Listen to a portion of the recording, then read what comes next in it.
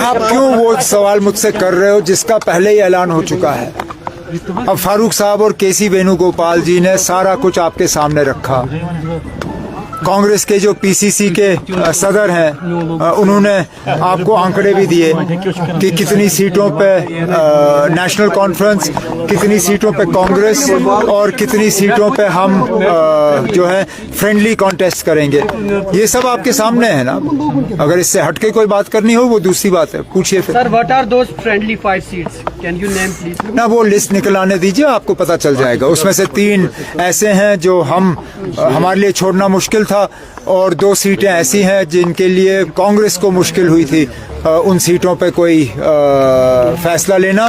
तो इन पे हमने तय किया कि इन पे हम दोनों पार्टियां जो हैं अपने उम्मीदवार खड़े करेंगे।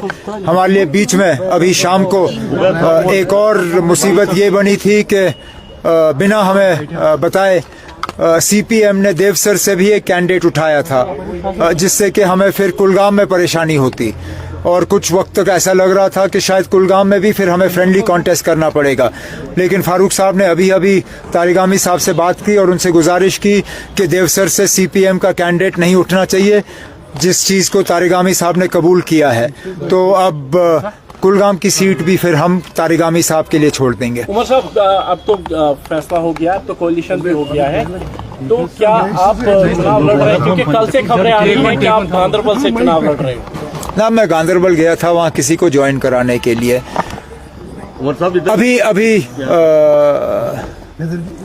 मैं अभी अपने साथियों से इसमें बात कर रहा हूँ। आपने सवाल किया तो मुझे सवाल का जवाब दे दीजिए आप।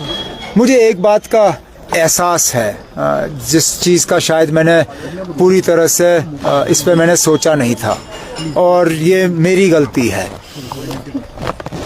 जिस असेंबली के लिए मैं खुद लड़ने के लिए तैयार ना रहूं, उस असेंबली के लिए मैं लोगों से कैसे उम्मीद करूं कि वो वोट डालें? मैं कैसे उम्मीद करूं कि मेरे साथी लोगों से वोट मांगेंगे जिस असेंबली को मैं खुद जो है मानने के लिए तैयार नहीं हूं, या मैं खुद उसको नीचा दिखाने का काम करूं? ये चीज़ जो है मेरे ऊपर एक दबाव सा बना हुआ है इस चीज़ को लेके।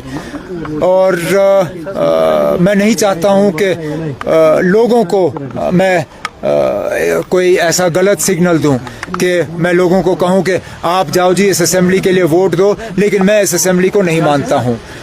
तो इन हालात में मुझे दे दीजिए 1 आध दिन, अब आपको पता चल ही जाएगा जब पार्टी की तरफ से लिस्ट जारी होगी। नहीं, no issue, none whatsoever. Let me be categorical. At no point in time did the Congress Party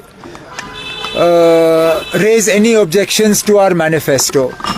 In the initial stages of the discussion at the local level, they had asked whether we would consider some sort of common minimum program, and we told them very clearly that common minimum program is always arrived at after you receive a verdict from the people, after you win an election. And therefore, obviously, we are fighting this election to win. If National Conference and Congress receives the support of the people, then we will form a common minimum program for governance for the next 5 years.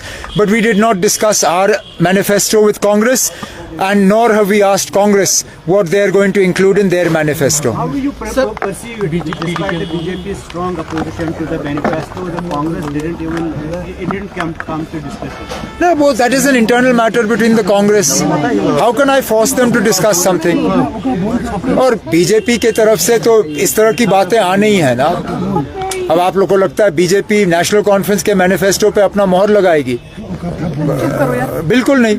BJP को अपना house जो है उसके तरफ देखना चाहिए। आज जो बीजेपी की हालत हुई, ये पहली, जैसे मैंने कहा, ये पहली बार मैंने देखा है कि बीजेपी ने अपना लिस्ट जारी करने के 10 मिनट के अंदर अंदर उस लिस्ट को डिलीट किया। आज उनके दफ्तरों में कुर्सियां तोड़ी गई, बुरा हाल है उनके दफ्तर में। बीजेपी अपने घर को ठीक रखे, हम अपने घर के तरफ अपनी तवज्जो देंगे। Sir, why PDP is out of the game? क्योंकि आप पैंथर्स पार्टी से बात हुई, सीपीआईएम वो भी। अब ये मेरा काम नहीं है इस चीज़ का जवाब देना। इंडिया ब्लॉक में सबसे बड़ी पार्टी जो है वो कांग्रेस है। कांग्रेस ने हमसे बात करना इसमें पसंद किया। अब मैं कौन होता हूं उनको मजबूर करने के लिए कि जाए किसी और से बात करें। उन्होंने पीडीपी का जिक्र नहीं किया और मामला वहीं पे खत्म। सर लद्दाख में आज 5 एक सेकंड में आप क्या लद्दाख में 5 डिस्ट्रिक्ट क्रिएट किए गए। अच्छा, मुझे ना आज अभी 2 मिनट पहले सीट शेयरिंग से फुर्सत मिली। मुझे अपने घर के बाहर के खबर का पता नहीं है। अब लद्दाख में अगर 5 नए जिले बने तो मुबारक है उनको। वैसे इसमें भी अब पता नहीं उन्होंने रेशियो क्या बनाया है। हमारी तो कोशिश हमेशा ये रही है कि करगिल और लेह जो है दोनों के साथ बराबरी हो, लेकिन अगर उन्होंने 5 जिले बनाए हैं तो कहीं ना कहीं अनबन होगी। अब किसके साथ नाइंसाफी हुई है वो देखना पड़ेगा। शुक्रिया।